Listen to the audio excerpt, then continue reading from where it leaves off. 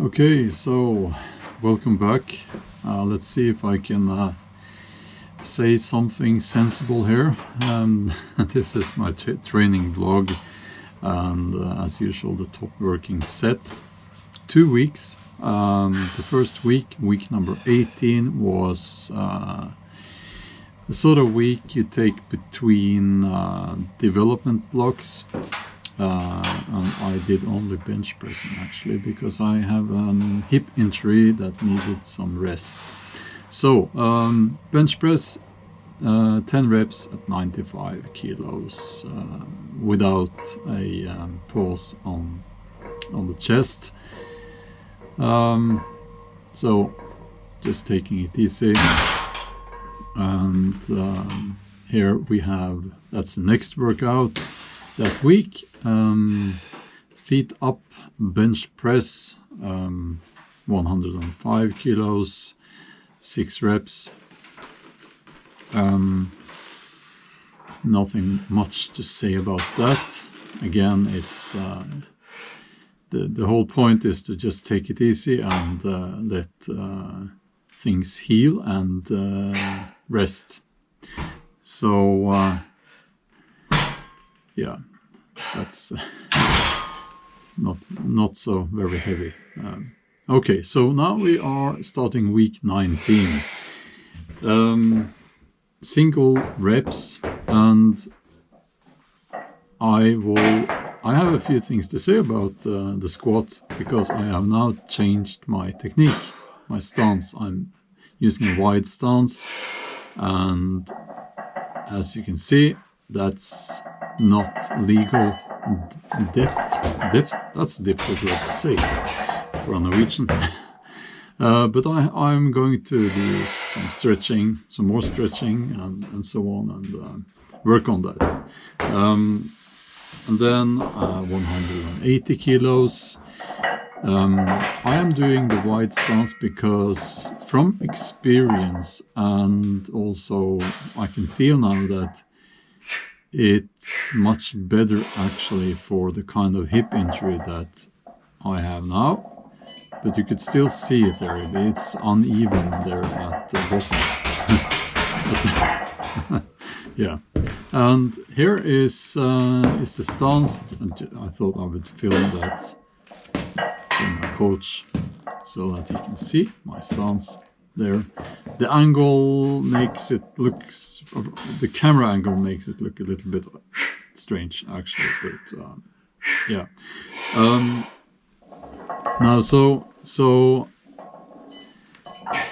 yeah, there's a lot that could be said, you know, about why this is kinder on the hips. Most people say that the wide stance is the opposite, but the whole point is that I don't have to go, the angle in my hip is less when I use a wide stance, but I do have to do some more stretching so that I can reach legal depth.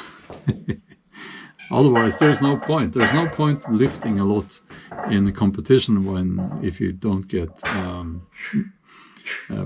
white lights approved the lifts. Oh, there is no point. There is no point lifting a lot in competition if the lift is not approved by the judges. So yeah, 3 reps there. And now the bench press. The bench press is feeling great at the moment. 130 kilos here was quite easy. I feel that it should be, but you know, well, it is, as you can see here, it's like nothing. So that made me very happy.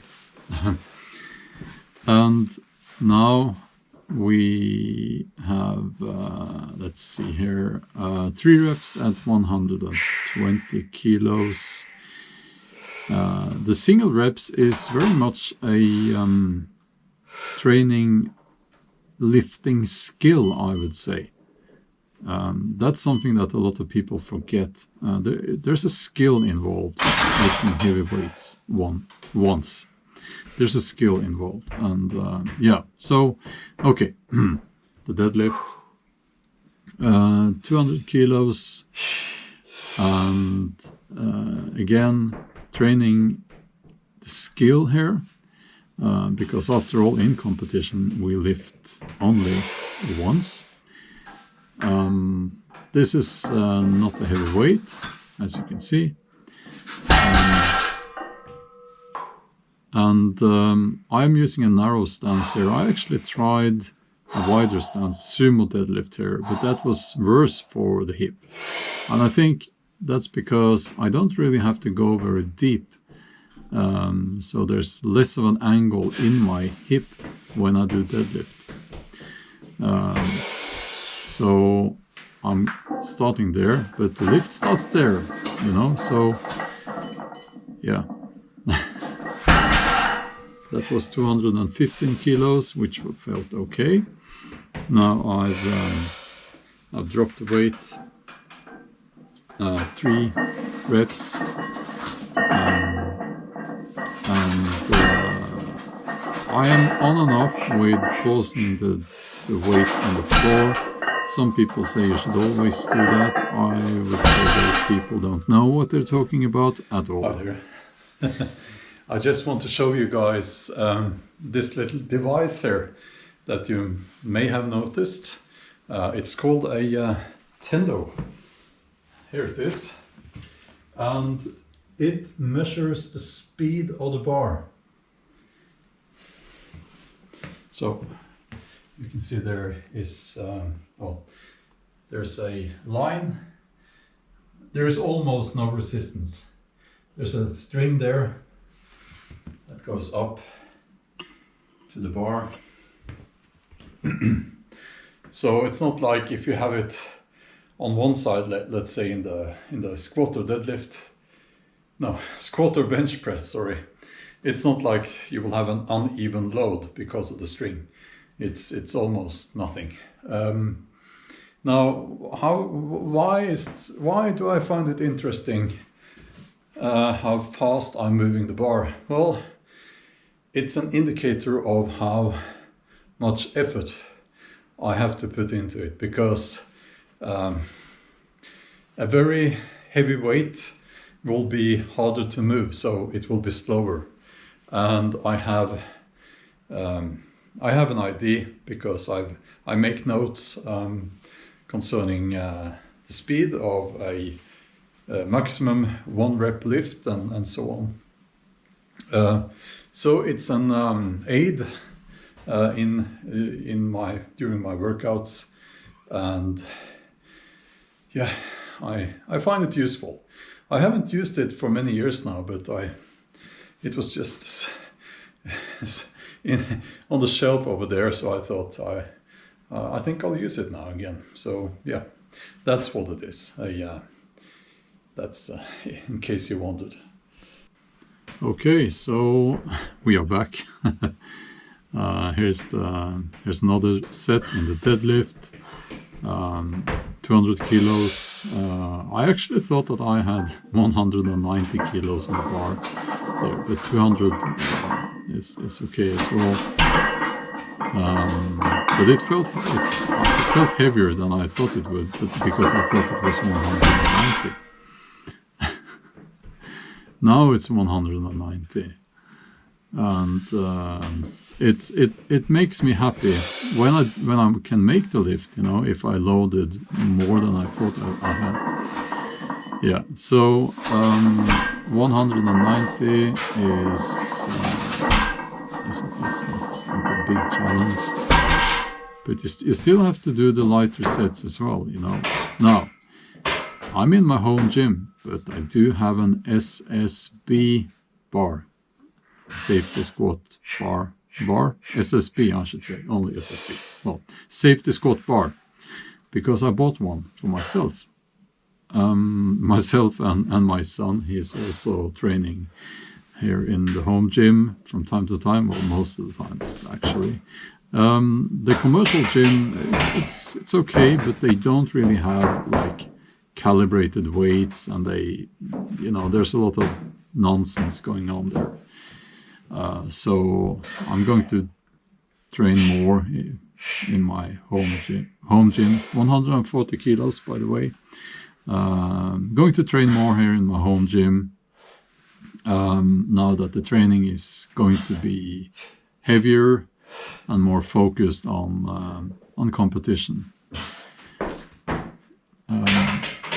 because you need proper equipment, Now, okay.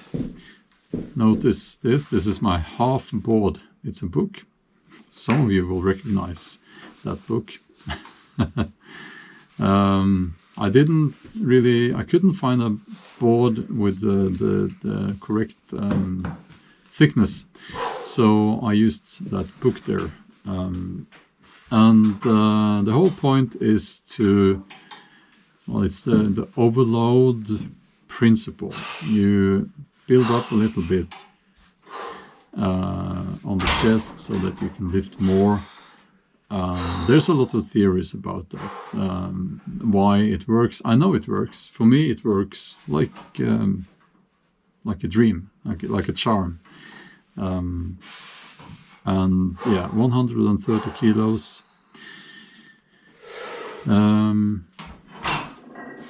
Yeah. It looks funny, I know. What's that thing there on the chest? But it's there's my chains. I have several chains as well. It's the same principle as are using bands, elastic bands. So 130 kilos. That's it.